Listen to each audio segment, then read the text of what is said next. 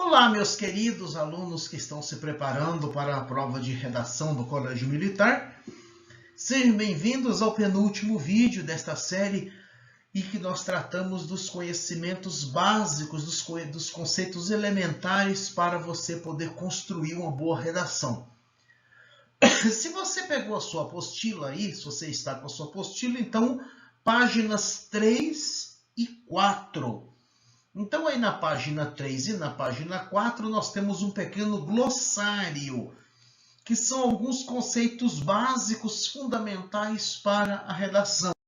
Alguns que vocês já viram, outros que nós vamos ver agora, mas de maneira geral é tudo apenas um resumo, uma síntese do que vocês precisam ter em mente para a prova.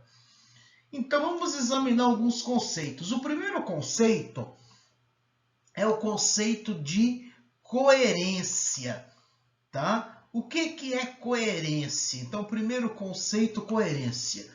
O conceito de coerência, a ideia é o seguinte: a coerência é a harmonia de um texto, a harmonia entre as suas partes, de forma que elas vão progredindo para fazer o texto.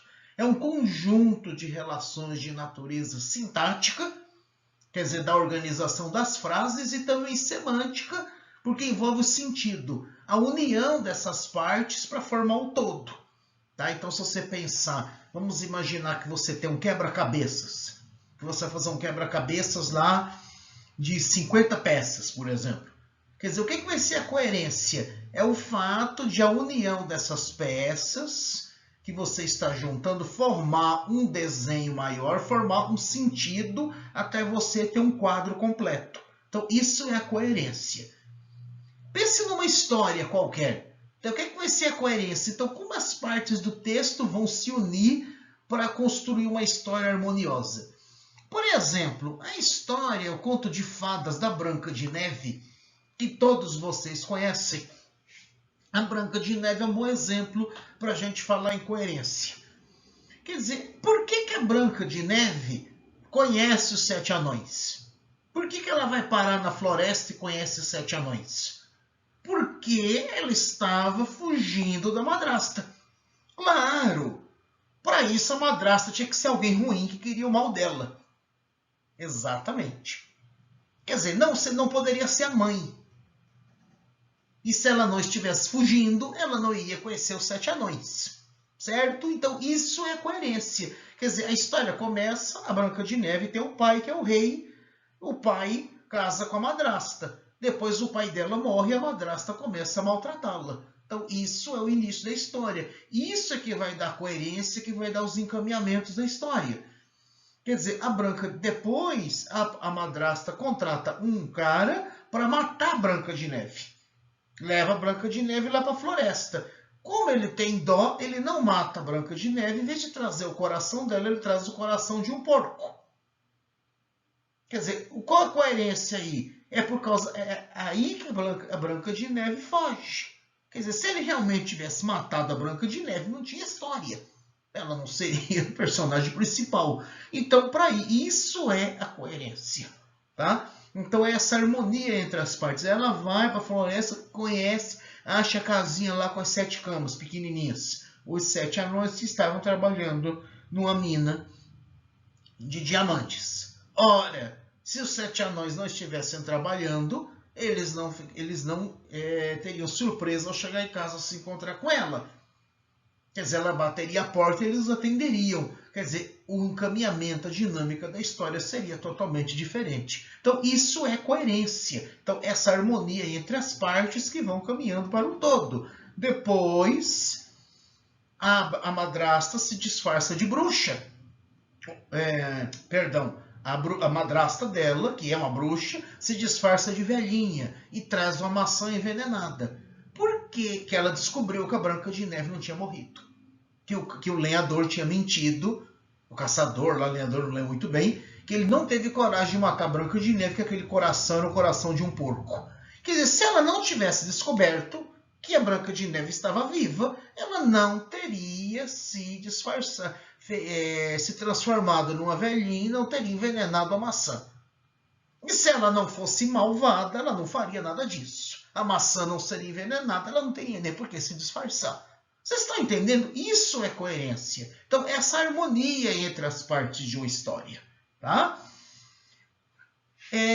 Num plano menor, nós vamos ter a coesão. O que é coesão? Vai ser a ligação entre as partes. Igual você, eu tô aqui, né? Eu só consigo mexer o braço porque eu tenho o cotovelo. Eu só consigo andar porque eu tenho o joelho, tá? Que me permite dobrar a perna. Ora, a coesão, eu tenho elementos dentro de um texto que são esses joelhos e cotovelos que vão fazer a ligação entre as partes do texto. Então, a ligação é uma ligação de natureza gramatical. A coerência, como eu disse para vocês, é um conjunto de relações sintático-semânticas que unem partes de um texto. Agora, na coesão, eu tenho uma ligação de natureza gramatical, mais sintática, entre as partes de um texto ou de uma sentença. E para isso eu vou usar os conectivos. O que são os conectivos? Basicamente as conjunções e os pronomes relativos. Aqui exemplos. A empresa perdeu muitos clientes. Logo, teve que mandar funcionários embora.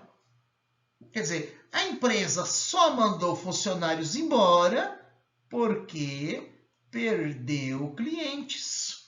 Então, isso é coesão. Esse logo que está aqui, ó, esse logo é um mecanismo de coesão, ele é uma conjunção, porque ele introduz uma ideia de conclusão. A empresa perdeu muitos clientes, logo teve que mandar funcionários embora. Quer dizer, se ela não tivesse perdido, ela não mandava embora. Então, esse logo introduz uma ideia de conclusão, né?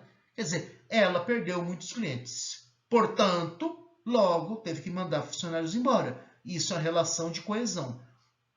E detalhe que esse tipo de sentença, essa relação estabelecida pelas conjunções, cai com bastante frequência nas provas.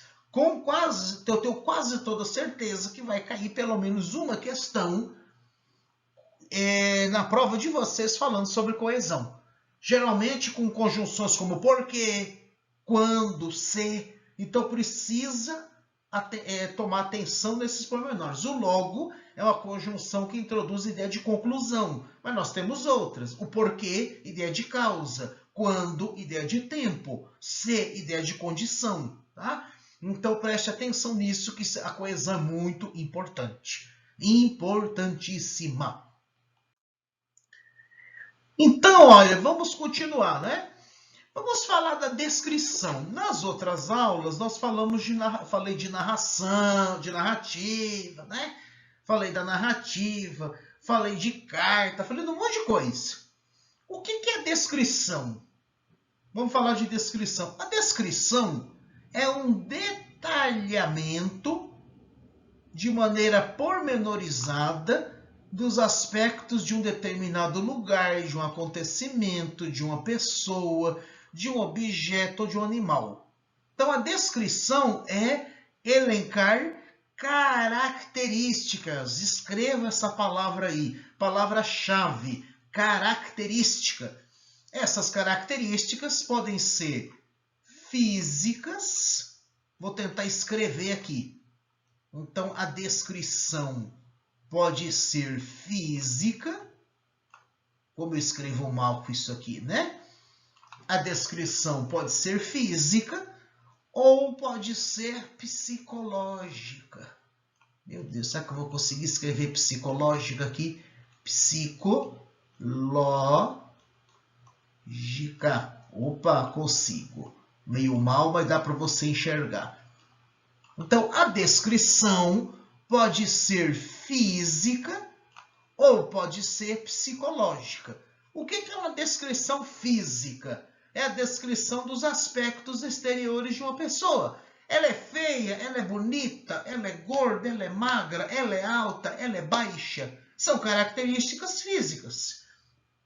Característica psicológica, caráter, comportamento, jeito de ser da pessoa. Aí eu trouxe aqui para vocês um exemplo de um romance de um autor brasileiro chamado Jorge Amado, um livro muito legal chamado Capitães da Areia. Aí no Capitães da Areia eu tenho aqui um parágrafo com uma descrição de um personagem, tá? Vamos dar uma olhada aqui, vamos ler juntos? João José era o único que lia correntemente entre eles, e no entanto só esteve na escola ano e meio. Mas o treino diário da leitura despertara completamente sua imaginação e talvez fosse ele o único que tivesse uma certa consciência do heróico de suas vidas. Aquele saber, aquela vocação para contar histórias, fizeram-o respeitado entre os capitães da areia, que faltou o da. Veja, isso aqui é uma descrição psicológica. Então ele narra, ele conta o fato de que o personagem, João José, que vai ser apelidado de professor, era o único que sabia ler. Embora tivesse frequentado a escola apenas um ano e meio, que ele era inteligente, ele tinha imaginação. Isso é uma descrição psicológica. Agora veja, ó, descrição física. Se bem fosse franzino, magro e triste, o cabelo moreno caindo sobre os olhos apertados de míope. Apelidaram-no de professor porque num livro furtado ele aprendera a fazer mágicas com lenços, níqueis e também porque, contando aquelas histórias que lia e muitas que inventava, fazia a grande e misteriosa mágica de os transportar para mundos diversos. Fazia com que os olhos vivos dos capitães da areia brilhassem como só brilham as estrelas da noite da Bahia. Vocês estão vendo? Isso é descrição. Então eu tenho, aqui nesse trecho que eu escolhi para vocês, eu tenho a mistura de características físicas com características psicológicas. Quer dizer, isso é descrição, tá? Já falei disso anteriormente, os tipos de discurso, então nem preciso me alongar nisso. Discurso direto é aquele que reproduz as falas de personagens. Eu geralmente vou usar verbos como dizer, falar, responder, perguntar, que são chamados verbos de locução ou verbos de dizer. Temos outros, né? Aborrecida, Maria lhe perguntou, por que você se atrasou tanto? Isso aqui é discurso direto. Aborrecida, Maria lhe perguntou, : por que você se atrasou tanto? Essa mesma frase poderia, em vez de ter um travessão e na outra linha, poderia ter aspas. Aí, se eu tivesse aspas, eu podia ter escrito na mesma linha e não precisaria do travessão, tá? Discurso indireto, em vez de eu dar a voz ao personagem, eu dizer a fala dele, eu junto a fala dele dentro da narração. Então, ó, aborrecida, Maria lhe perguntou por que havia se atrasado tanto. Quer dizer, ele não deu voz para ela, ele disse indiretamente a fala dela, por isso que isso aqui se chama discurso indireto. E o discurso indireto livre, que é um pouquinho mais complicado, mais difícil, mas que não, mesmo assim não é impossível da gente entender, né? É o que mistura os dois. Quer dizer, o que é o discurso indireto livre? Né? Então, o discurso indireto livre é o discurso em que eu misturo o discurso direto com o indireto, de modo que a fala do personagem se mistura com a narração e às vezes eu não consigo distinguir um do outro. Então eu preciso prestar muita atenção para fazer a separação da narração propriamente dita e da fala do personagem, tá? Veja aqui, ó, nesse exemplo do Garcia de Paiva, do livro Os Agricultores Arrancam Paralelepípedos. Como nas noites precedentes, quer dizer, anteriores, uma fila de agricultores se formou na porta de uma padaria e o padeiro saiu a informar que não havia pão. Por quê? Onde estava o pão? Quem que disse isso aqui? É o narrador? Não, ele está reproduzindo o quê? A fala dos agricultores. Por quê? Onde estava o pão? O padeiro respondeu que não havia farinha. Discurso indireto. Mas aí, ó, onde então estava ela? Os agricultores invadiram a padaria, perdão, que eu escrevi errado, ó.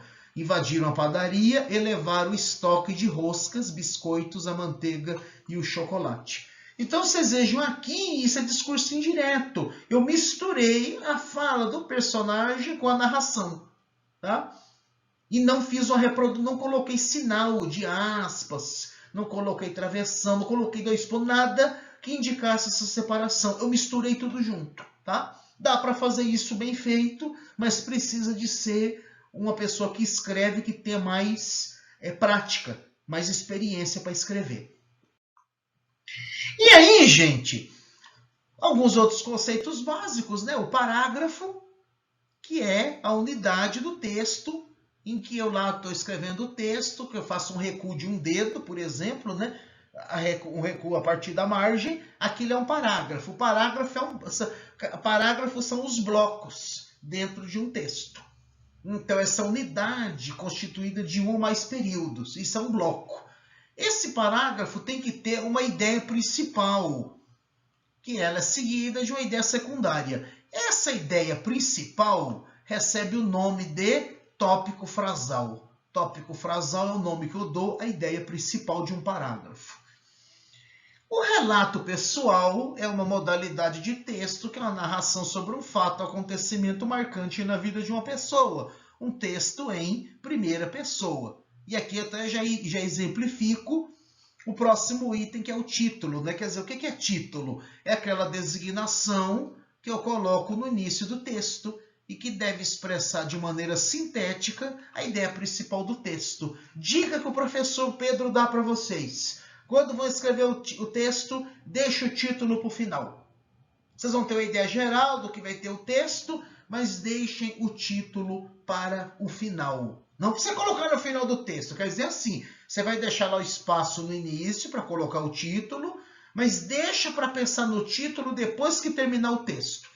Aqui eu tenho exemplo de um relato pessoal. Ó. Era meu primeiro dia de aula no novo colégio, eu estava tentando me enturmar com o novo pessoal. Antes do recreio, teve reunião no auditório no 3º andar. Até aí, tudo bem. Se não fosse a escada do auditório, eu estava de saída e um tamanco plataforma enorme e eu derrapei escada abaixo.